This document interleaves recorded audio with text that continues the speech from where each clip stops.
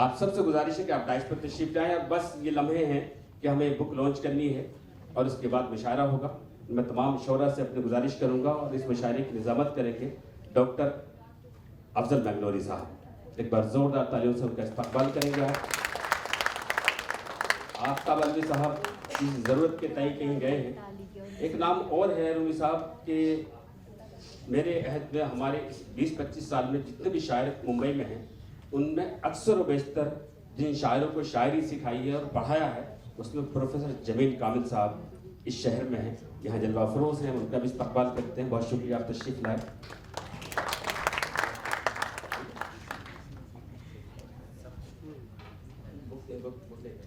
तोराज साहब आ जाइए, डॉक्टर साहब, शबनम साहिब आ जाइए। सर पहले आपका नाम है। चांदनी में नहा रहा है चांद, किस कदर जगमगा रहा है चांद, ऐ सितारों जरा अदब से रहो, देखो महफिल में आ रहा है चांद। ये चांद सितारे हैं अदब के, इल्म और फिल्म के। रेहा साहिबा, रंदा साहब, आपके बगैर कैसे हो सकता है?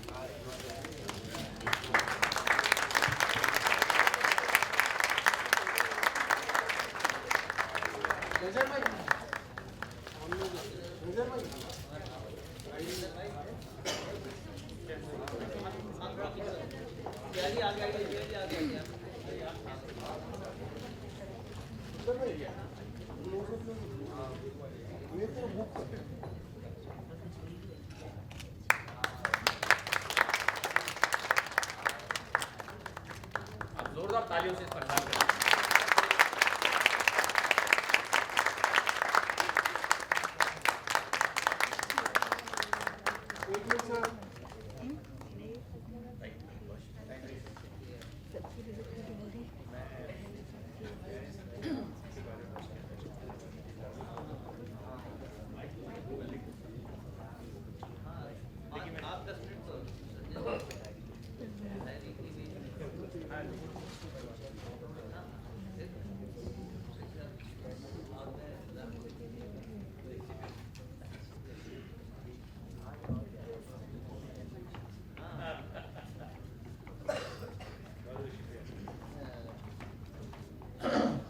ख़वातीन व हज़रात, जनाब मोहतरम नज़र भाई, माइक दो ना प्लीज सर, एक मिनट, आवाज़ नहीं आ रही मेरी? अफजल भाई वो माइक दे ना।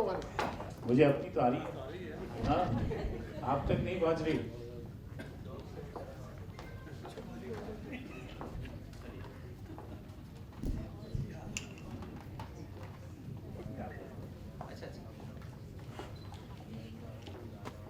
जनाब नज़र साहब, मेरे मोहतरम दोस्त रूमी जाफरी साहब, अजय साहब, सिया जी, मेरे दोस्त शरिंदर सिंह, कुलदीप जी और सारे मुअज़्ज़िज़ शुआर और दोस्तों, मुझे आज बेहद खुशी है कि ये जो महफ़िल उर्दू की खिदमत में हुई है, शायरी की खिदमत में हुई है, आपने मुझे उसमें शामिल किया। आप उर्दू की खिदमत इतने सालों से कर रहे हैं, मैं उसके लिए आपका बहुत बहुत शुक्रगुज़ार हूँ। वो इसलिए क्योंकि मेरे वालिद मरहूम जो थे वो उर्दू और फ़ारसी के अंदर राइटर थे और मुझे हमेशा कहते थे कि तुम्हें ज़िंदगी में कभी मौका मिले तो उर्दू की खिदमत ज़रूर करना। मैं जब इस फिल्मों में मैं जब आया तो मैंने कोशिश की कि मैं उर्दू न सिर्फ बोल पाऊँ बल्कि लिख भी पाऊँ। तो मैंने वो एक मौलवी साहब को रखा और उर्दू पढ़ना सीखा। और मैं अपने फादर को ख़त लिखता था उर्दू में, जो मुझे करेक्ट करके वापस भेजते थे। तो वालिद को ख़त लिखना कोई बहुत रोमांटिक बात नहीं है, इसलिए वो सिलसिला ख़त्म हो गया जल्दी। और उसके बाद मैं लिखना तो भूल गया, लेकिन ज़ुबान से मोहब्बत मेरी आज तक बरकरार है। और मेरी कोशिश रहती है कि मैं कहीं भी जहाँ भी मुझे मौका मिले मैं ज़ुबान से जुड़ा रहूं और उसकी खिदमत करूं। इसी कोशिश में मैंने एक प्रोग्राम किया था बातें उर्दू की, जो ज़ी पे आया था। और उसमें मैंने उर्दू लिटरेचर के कोई 30-35 शायर, राइटर्स जो मौजूद हैं इस मुल्क के अंदर, उनसे बातचीत की और बताया कि ये ज़ुबान जो है इसका कोई रिलीजन नहीं है। ये ज़ुबान जो है ये हमारी गंगा जमनी तहज़ीब का एक बहुत बड़ा हिस्सा है। और इसे किसी भी मज़हब के साथ जोड़ना आई थिंक सबसे ज़्यादा नाइंसाफ़ी और बेवकूफ़ी कहा जाएगा। तो मुझे खुशी है कि आज उर्दू से मोहब्बत करने वाले इतने सारे लोग यहाँ मौजूद हैं। और जिस तरह से अजय साहब ने और मोहतरमा ने ये जो पुराने गानों का जादू किया, अजय साहब ने अपनी शायरी से और उन्होंने अपनी आवाज़ से, वो बहुत लीथल था। ये ज़माना आजकल मिक्स का है और मुझे बेहद नापसंद है ये मिक्स, लेकिन ये जो मिक्स था ये माशाल्लाह क्या बात है। बहुत दिनों के बाद मिक्स लफ्ज़ कहते हुए मुझे शर्म नहीं, खुशी महसूस हो रही है। तो मैं ज़्यादा वक्त नहीं लूँगा, आप लोगों का सबका बहुत बहुत शुक्रिया अदा करूँगा कि आप यहाँ मौजूद हुए। और I wish you all the best नज़र साहब, इसी तरह से ये महफिल सजाते रहिए। शुक्रिया। बहुत शुक्रिया खुशी रंजन साहब, आपकी जो भी आज इस किताब पर भी और आज के टेस्ट के प्रोग्राम में रोशनी डालिएगा। मैं जो बोलना चाहता था समझ ली वो सब शशि ने बोल दिया है, तो मैं आप लोगों का वक्त ज़ाया नहीं करूँगा। बस यही है कि हाँ, मैं नज़र को मुबारकबाद दूंगा कि साल भर कोई ना कोई कोशिश करते रहते हैं, लगे रहते हैं लोगों को इकट्ठा करने में। तो मेरी सबसे ये गुजारिश है कि हमेशा नज़र के इसरार पे तशरीफ़ लाएं और उनकी जो भी हो सके इनका साथ हमेशा हम भी देंगे, आप भी दीजिए। और अजय साहब को मुबारकबाद दूंगा कि सही बात है कि हमारी इंडस्ट्री में एक होता है ना, रीमेक फिल्म होती हैं, पुरानी फिल्म को रीमेक करते हैं, साउथ की फिल्म को रीमेक करते हैं या पुरानी कहानी को आगे बढ़ाते हैं, जो सचमुच ज़्यादा मज़े की बात नहीं होती। लेकिन इन्होंने जिस तरह से काम किया है और इतने बड़े शायरों को इतने उनके मतलब अपने आप में बहुत बड़ा रिस्क भी था। रिस्क इसलिए था कि मतलब आदमी का मजाक भी बन जाता है अगर गलत तरह से या हल्की बात कह दे, तो जो उस स्टैंडर्ड से उसी तरह से अंतरे लिखना ये आसान काम नहीं है, उन्होंने बखूबी निभाया है। तो आप सबको मुबारकबाद देता हूँ, बहुत बहुत शुक्रिया।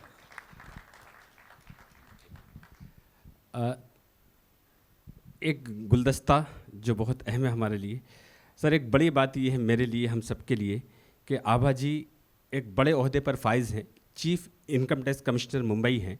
लेकिन इससे बड़ी बात ये है कि वो खुद एक राइटर हैं, शायरा हैं, वो बहुत अच्छी अच्छी कविता लिखती हैं, उनके एल्बम भी आ चुके हैं। और उससे बड़ी बात ये है सर, शहर जिगर से हैं, इनकी पैदाइश जो है वो शहर जिगर मुरादाबाद में हुई है। तो हम सब के लिए बड़े प्राउड की बात है, ज़ोरदार तालीम से इस्तकबाल करें, क्योंकि मेरा फासला उनका 25 किलोमीटर का है, लेकिन मुलाकात यहाँ पर होती है। ये मुंबई है। आपने एक ऐसी महफिल सजाई है, एक इनकम टैक्स कमिश्नर, एक जीएसटी, ये आप इसके लिए बुला रहे हैं, एंटरटेनमेंट कराने के लिए बुलाए हैं। हाँ? सर ये बगैर इन दोनों के एक उनको रहे।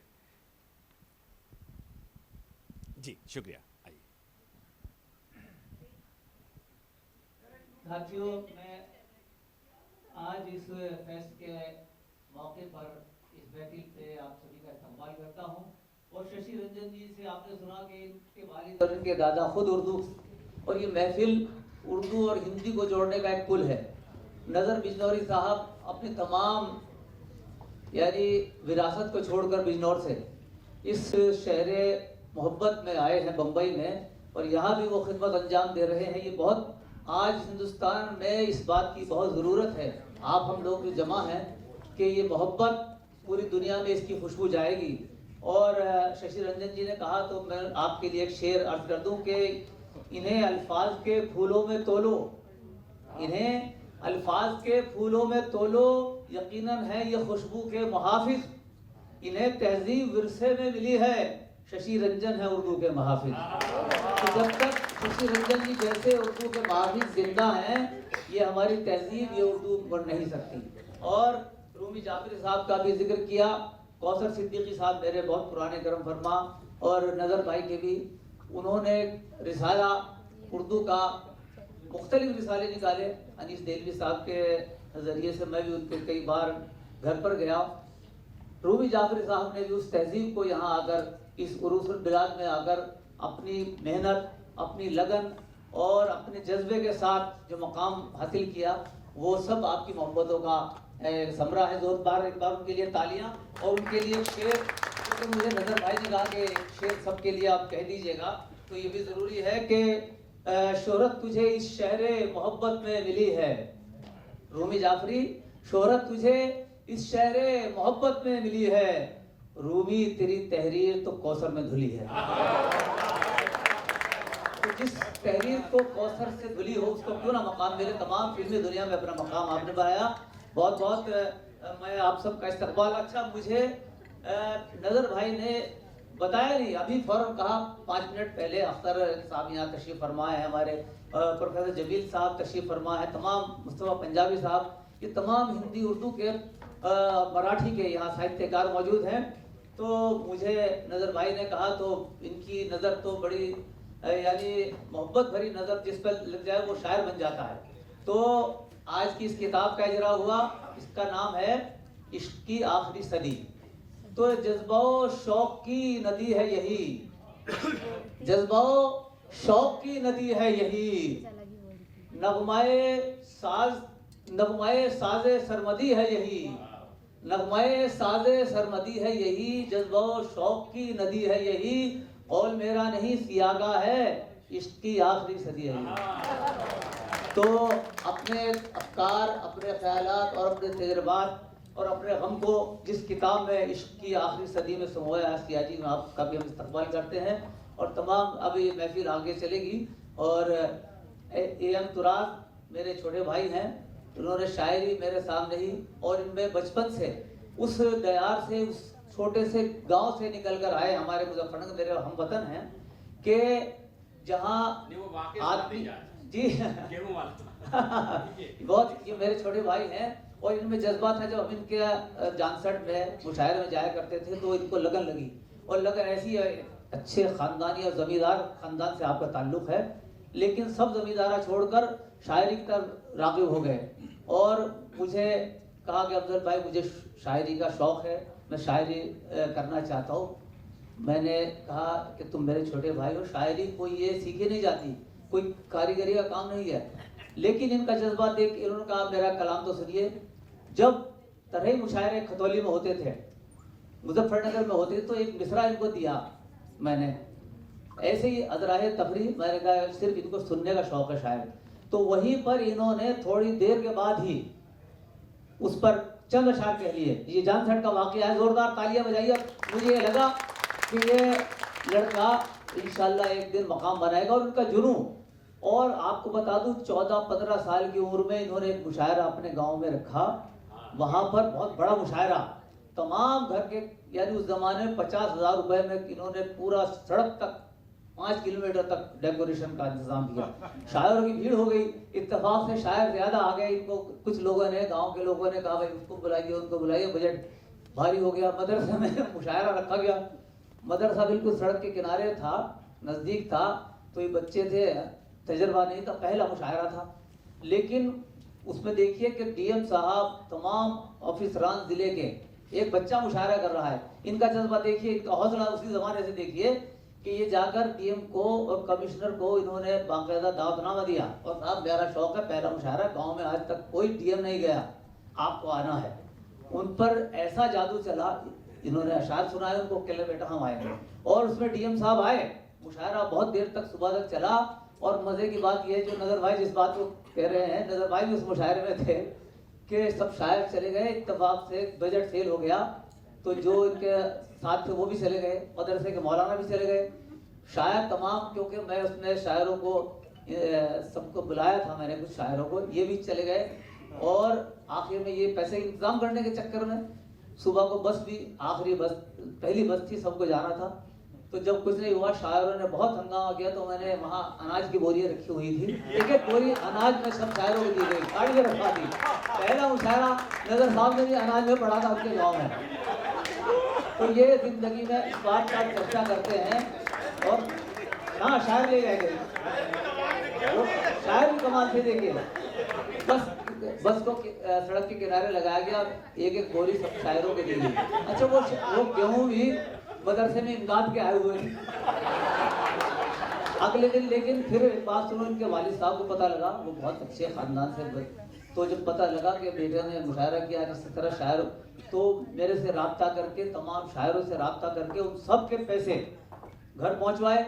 और मैंने कहा साहब ये गेहूं जो है इसको माफ़ कीजिएगा आप, नहीं तो ये जो है फिर गेहूं उसका तो जो है, ये सब ऐसे इससे बहुत सारे हैं। और फिर इसके बाद जब ये आ गए यहाँ, 20 साल बाद मुंबई मेरी मुलाकात हुई, मुझे बहुत खुशी हुई, और आज भी उनमें वही लगन है। लेकिन ये बातें मैं इसलिए बता रहा हूँ, आप इन्हें दुआ दीजिए, इनका हौसला बढ़ाइए। अभी पिछले